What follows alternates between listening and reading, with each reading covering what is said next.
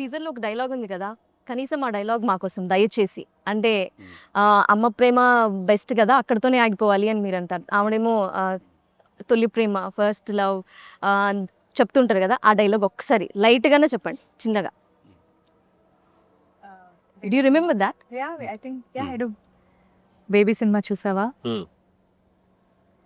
మొదటి ప్రేమకు మరణం లేదు, అది మనసు పొరల్లో శాశ్వతంగా సమాధి చేయబడుతుంది. ఫస్ట్ లవ్ గురించి చాలా బాగా రాసుకున్నాడు కదా. ఫస్ట్ లవ్ అదొకసారి ఫెయిల్ అయితే నరకం. ఫస్ట్ లవ్లో ఒక ప్యూరిటీ ఉంటుంది, ఒక నిజాయితీ ఉంటుంది. ఆ తర్వాత వచ్చే ప్రేమలన్నీ ఫస్ట్లో ఒకటి నిజమైతే మనందరి ప్రేమ కథలు తల్లి ప్రేమ దగ్గర ఆగిపోవాలి కదండి. గుర్తుందా గుర్తుందా అమ్మాయి వెనకాల కదా, బీజిఎం. అమ్మాయి కదా మన ఫస్ట్ లవ్. నువ్వు తడిసిన తొలి వర్షం. చరిత్రలో ఎన్నో గొప్ప ప్రేమ కథలు ఉన్నాయి. వాళ్ళందరికీ అవి మొదటి ప్రేమలు అయితే కాదు కదా. ఫస్ట్ ఫెయిల్ అయిందంటే మన కోసం ఎక్కడో బెస్ట్లో ఎదురు చూస్తుంది అని. ఒకే చోట కదలకన్నా కూర్చుంటే కాసేపు తర్వాత కాలు కూడా తిరిగిపోతుంది. మనసు కూడా అంతే, ఒక్కసారి కదివి చూడండి, మెల్లగా అడుగులేస్తూ దాని అంతటికి అదే పరిగెత్తి. అంతేగాని తొలి ప్రేమ బొంగు బోషాడం అనేది ఏంటి.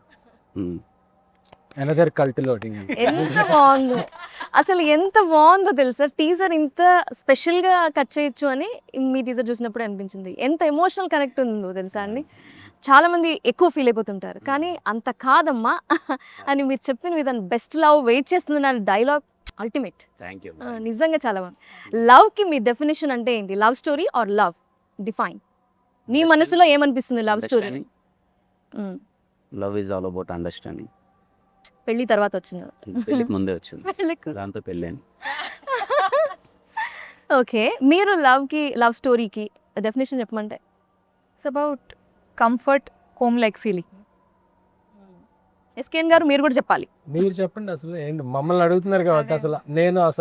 నేను కూడా టీవీలో స్టార్ట్ అయ్యాను కాబట్టి ఒకసారి చంపేస్తారు నేను లవ్కి మీ డెఫినేషన్ ఏంటి? Chennai love story movie. అవునా? Thank you, accepted. సో మీరు చెప్పండి, నౌ ఇట్స్ యువర్ టర్న్. నేను చెప్పేసాను డెఫినేషన్. మెచ్యూరిటీ. మెచ్యూరిటీ అంటే ఇన్ వాట్ వే? అంటే లవ్ని మనం ఎప్పటికీ డిఫైన్ చేయలేమనే మెచ్యూరిటీ కొన్నాళ్ళకి వస్తుంది. అదే నాకు తెలిసి ఇది లవ్ కోసం కాదు, పెళ్లి కోసం చెప్పినట్టుంది.